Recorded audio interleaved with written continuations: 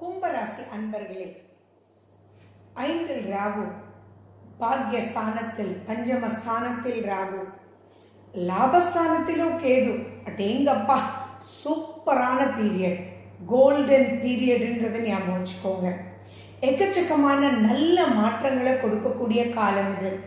That is, நீங்க வயோதிகம் அடைஞ்சாலும் அடேங்கப்பா இந்த பீரியட்ல தான்ப்பா இப்படிப்பட்ட ஒரு வீடை கட்டின, சொகுசான வாழ்க்கைக்கு உள்ள வந்த, நிறைய கௌரவம் கிடைச்சிச்சு, ஸ்டேட்டஸ் நல்லா அப்லிஃப்ட் ஆச்சு அப்படின்னு மனதளவுல சந்தோஷப்படக்கூடிய காலம் இது. இது எப்படின்னா, கும்பராசிக்காரங்களுக்கு நிறைய லட்சியங்கள் இருக்கும். அந்த லட்சியங்கள் எல்லாமே பின்னோக்கி இருந்துச்சு. ஆனா இப்போ அவங்களுடைய லட்சியங்கள் எல்லாம் நல்ல படிப்பு, நல்ல ஃப்ரெண்ட்ஸ், நல்ல முன்னேற்றம், அவங்க எதெல்லாம் சாதிக்கணும்னு இதுவரைக்கும் கனவு காணிட்டு இருந்தாங்களோ அத்தனை சாதனைகளும் அவங்கள சாதிச்சு அவங்களே அவங்க மனசுக்கு சந்தோஷப்படக்கூடிய அளவுக்கு இது பொன்னான காலம்.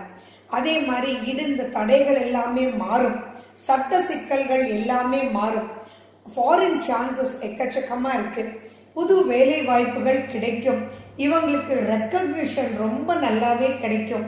அதே மாதிரி கிரீன் கார்டு சான்சஸ் நிறைய இருக்கு. சொகுசான வாழ்க்கைக்கு உரிய காலம். இல்ல ரொம்ப முக்கியமானது என்ன தெரியுமா, போன காலத்துல, தட் இஸ் போன ஒரு 2-3 வருஷமாவே எக்கச்சக்கமா ஹெல்த் ப்ராப்ளம்ஸ சந்திச்சுக்கிட்டே இருந்திருப்பாங்க. அது எந்த ஏஜினுடைய காலத்துல இருந்தாலுமே, like allergy, bones problem, endocrine problems, இருந்ததுனே புரியாத ஒரு நிலை, அப்பாடி தப்பிச்சோமே அப்படின்ற எண்ணம், இது எல்லாம் இது வரைக்கும் அவங்கள போட்டு வாட்டி வதக்குச்சு. அத்தனையும் ஓடியே போயிடும்.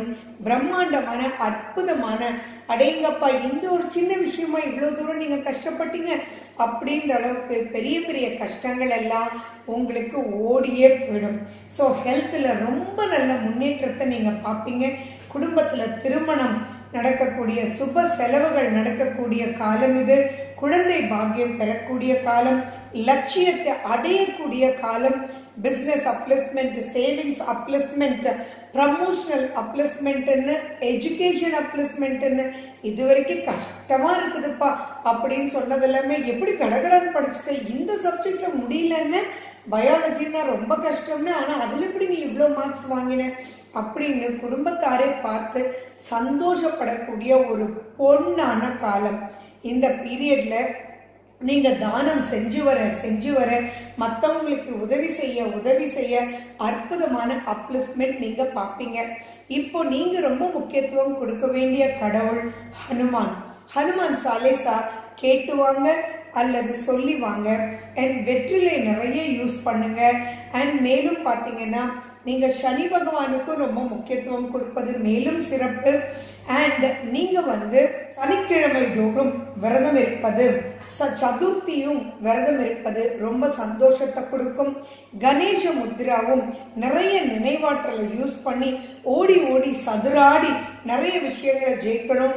டைமை வேஸ்டே பண்ணாம இருக்கணும். அதுக்கு எக்கச்சக்கமான நினைவாற்றல் வேணும்.